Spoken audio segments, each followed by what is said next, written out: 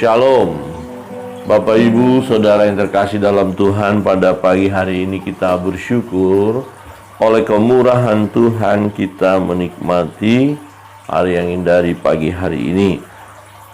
Pembacaan firman Tuhan pagi hari ini terambil dari kitab Kolose pasal 4. Kita akan membaca secara bergantian mulai ayat yang pertama sampai dengan ayat yang ke-6.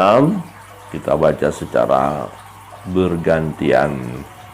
Kolose, ya, kitab Kolose pasal 4 ayat pertama saya baca, ayat 2 Bapak Ibu Saudara yang terkasih dalam Tuhan.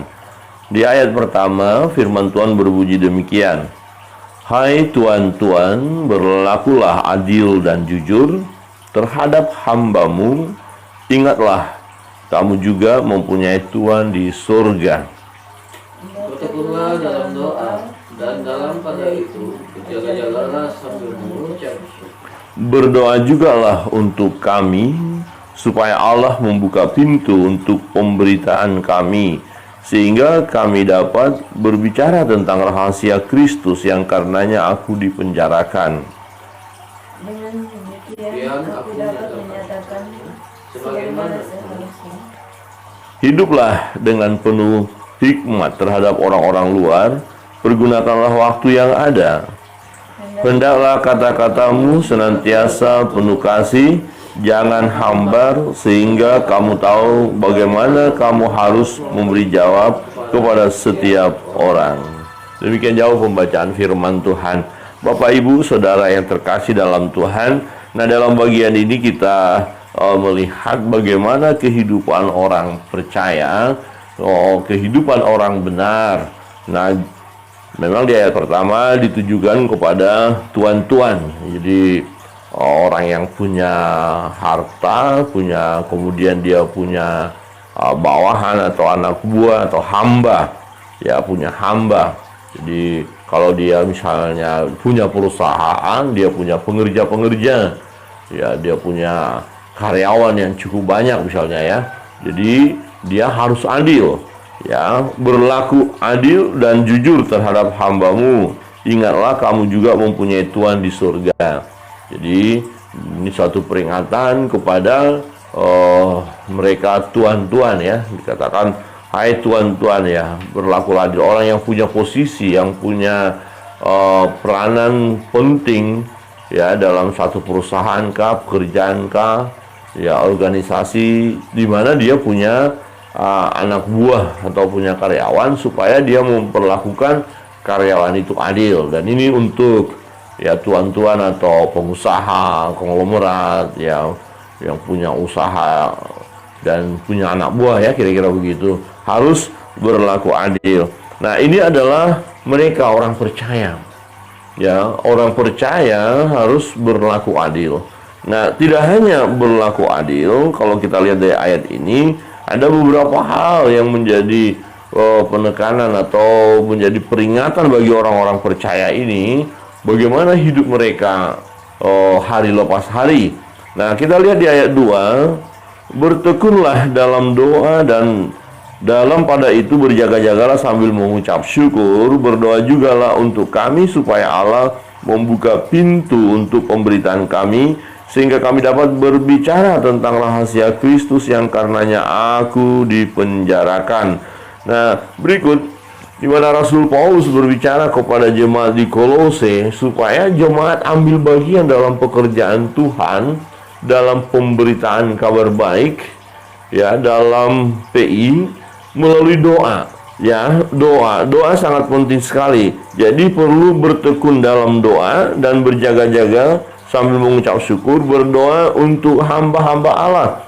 Ya, berdoa juga untuk kami, supaya Allah membuka pintu pemberitaan kami. Jadi kita perlu mendukung hamba-hamba Allah yang masuk dalam ladang misi, yang masuk dalam pelayanan perintisan, ya, yang memberitakan kabar baik.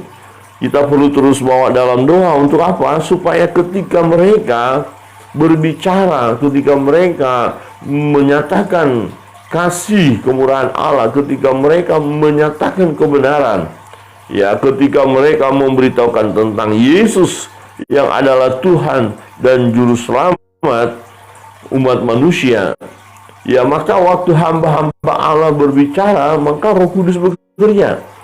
Nah, Roh Kudus bekerja, kemudian waktu hamba Allah berbicara penuh hikmat, penuh wibawa dan kuasa dari Tuhan, sehingga yang mendengar itu mengerti, memahami, dan kemudian membuka hati untuk menerima pemberitaan hamba-hamba Allah itu. Jadi doa ini sesuatu yang sangat berperan, yang berdoa. Jadi tidak sia-sia kita kalau tekun berdoa. Nah, dalam bagian ini diingatkan tidak hanya berdoa untuk kepentingan aku, keperluanku, tapi juga berdoa untuk orang-orang lain supaya orang-orang lain memperoleh keselamatan. Nah, kita doakan hamba-hamba Allah yang terus bergerak memberitakan kabar baik. Ya, kalau kita lihat Rasul Paulus menyaksikan kepada kita saat ini melalui kitab Kolose, dia terus memberitakan kabar baik, walaupun untuk itu dia harus dipenjarakan. Ya, dikatakan yang karenanya aku dipenjarakan, yang karena pemberitaan kabar baik ini, karena imannya di dalam Kristus, karena semangatnya untuk melayani, untuk memberitakan kabar baik, dia harus masuk penjara. Ya, dia siap menderita untuk itu. Nah, dalam pengalamannya dia meminta kepada jemaat di Kolose untuk mendukung dia dalam doa. Berdoa untuk kami. Ya, sebagai jemaat kita harus berdoa. Ya, ingat ada hamba-hamba Allah yang terus bergerak memberitakan kabar baik oleh karena perintah daripada Allah sendiri. Ya, amanat agung. Jadi oleh karena pesan yang penting daripada Tuhan Yesus Kristus yang harus kita kerjakan dan harus semakin gencar mengerjakannya karena waktunya sudah semakin dekat. Ya, kalau kita melihat waktu, ya, artinya kita tidak boleh berleha-leha lagi. Jadi berdoa, kita doakan. Nah, kemudian yang berikut, bagaimana kehidupan orang percaya, tidak hanya untuk berdoa, untuk doakan orang-orang yang memberitakan kabar baik itu atau mendoakan hamba-hamba Tuhan, tapi juga hidup kita sendiri, hidup atau kehidupan pribadi daripada orang percaya itu. Di ayat 5 berkata begini, hiduplah dengan penuh hikmat terhadap orang-orang luar, pergunakanlah waktu yang ada. Jadi kita dalam hidup sehari-hari yang mana kita bergaul dengan orang-orang lain yang tidak seiman dengan kita, kita harus mengisi kehidupan kita dengan hikmat. Artinya jangan kita hidup sembrono. Jangan hidup kita yang mempermalukan nama Tuhan kita. Tetapi kita harus hidup penuh hikmat.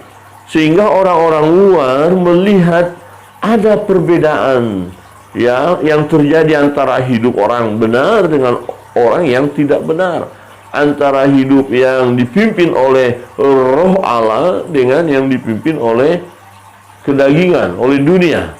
Nah, kita tidak boleh larut atau menceburkan diri dengan pola dunia, hidup duniawi, ya, dan hidup kedagingan menguasai kita, tidak. Tetapi kita harus tampilkan hidup yang dipimpin oleh Roh Allah. Nah, di situ kita hidup dikatakan apa? Penuh hikmat.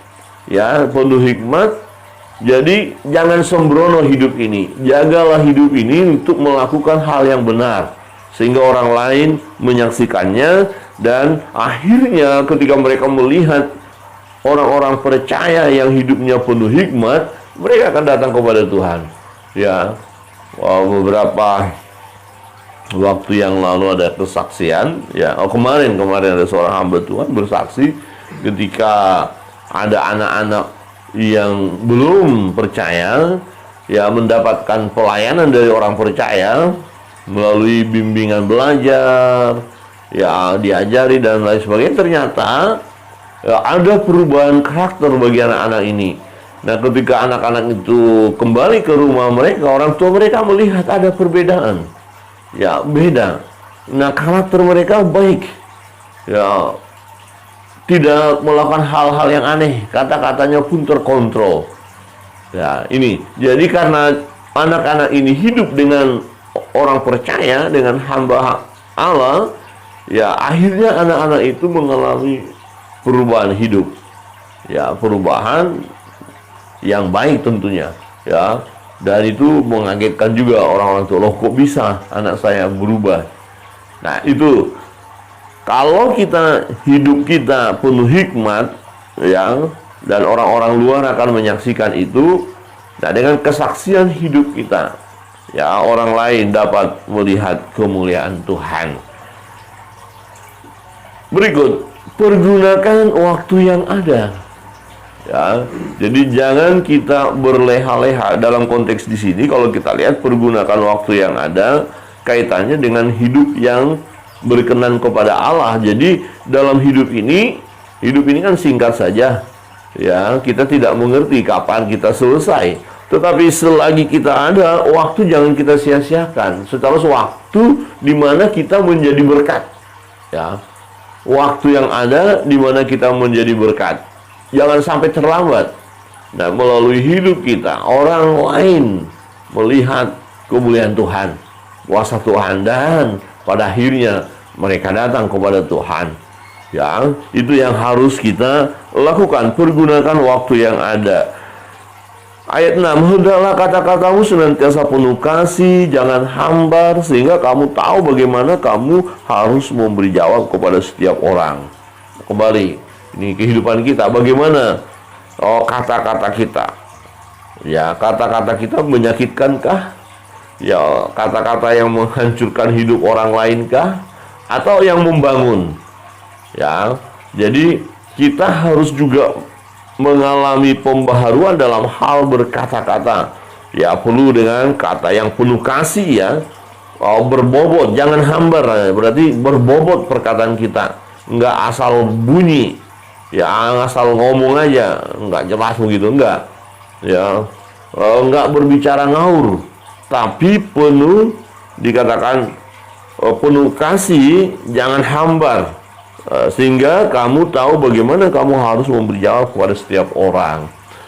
Bapak Ibu Saudara terkasih dalam Tuhan, melalui kehidupan kita, perkataan kita, ya, yang membangun, yang penuh kasih, yang bermakna, ya, yang menguatkan orang lain, yang menghibur orang lain, yang melalui kata-kata kita itu, nah, seseorang bisa melihat kemuliaan Tuhan di dalam hidup kita, kuasa Tuhan di dalam hidup kita, dan dia bisa melihat Kristus yang hidup di dalam kita, dan pada akhirnya mereka akan menerima kita, mereka akan datang kepada kita, mereka akan minta supaya rahasia itu pun kita beritahukan kepada mereka. Sehingga ini kesempatan kita memberitahukan tentang kasih Tuhan kepada semua manusia, bahwa Tuhan mau mereka pun yang belum datang kepada Tuhan, pada akhirnya datang kepada Tuhan, menyembah, memuji, memuliakan Tuhan. Bapak Ibu Saudara yang terkasih dalam Tuhan, kehidupan orang percaya, kehidupan orang benar, jika posisi kita di atas dan punya karyawan, punya anak buah, punya hamba begitu, ya kita harus berlaku adil. Nah, ketika seorang tuan berlaku adil, bawahan atau karyawan akan melihat hal itu, ya, dan akan memuliakan Tuhan. Nah, kemudian yang kedua, kita harus juga bertekun dalam doa. Secara harus mendoakan hamba-hamba Allah yang dengan setia memberitakan kabar baik kepada banyak orang, supaya ketika hamba Allah itu membuka suara, berbicara, penuh hikmat, penuh wibawa dan kuasa daripada Tuhan, sehingga orang-orang yang mendengarkannya, ya, dicelikkan mata rohaninya, dijamah Tuhan hatinya, dan kemudian mereka mengambil keputusan untuk datang kepada Tuhan, menjadi pengikut Kristus. Dan kemudian dalam perjalanan hidup kita sebagai orang percaya, ya, tetaplah kita pergunakan waktu ini, ya. Waktu kita pergunakan, ya, dengan pengertian adalah hidup yang berdampak, ya, berdampak positif kepada orang lain. Nah, kita harus lakukan. Jadi bukan hidup yang sia-sia. Jadi hidup yang penuh hikmat, ya. Orang lain melihat ada perbedaan, ya, antara hidup duniawi dan hidup yang dipimpin oleh Roh Allah. Jadi kita mau memberi diri kita dipimpin oleh Roh Allah sehingga hidup kita penuh hikmat, ya, penuh hikmat, dan waktu yang ada kita pergunakan. Dan kemudian kata-kata kita, ya, bagaimana pergaulan kita, cara kita bicara kepada orang lain haruslah dengan cara yang penuh kasih, baik, jangan hambar, jangan kata-kata yang menyakitkan, jangan kata-kata yang melukai orang lain, bahkan melukai hati Tuhan. Tetapi kata-kata kita adalah kata-kata yang bermanfaat, penuh kasih. Kiranya kebenaran firman Tuhan pada pagi hari ini menolong kita, ya, untuk kita hidup, mempraktekkan kehidupan yang berkenan kepada Allah, menyenangkan hati Allah, dan menjadi berkat bagi sesama. Tuhan memberkati kita. Mari kita akan masuk dalam doa-doa kita. Sebelumnya kita naikkan satu pujian. Apapun yang menjadi beban pergumulan Bapak Ibu Saudara, pergumulan kita, percayalah Tuhan Yesus sanggup memberikan jalan keluar. Tuhan Yesus sanggup menolong kita, ya. Dia yang berkata, marilah datang kepadaku, hei kamu sekalian yang letih, lesu, berbeban berat, aku akan memberi kelegaan kepadamu. Jadi dengan iman, tanpa keraguan, tanpa kebimbangan, kita harus berdoa, menyerahkan hidup kita dan meminta sesuatu yang memang kita perlukan. Kiranya Tuhan memberkati kita.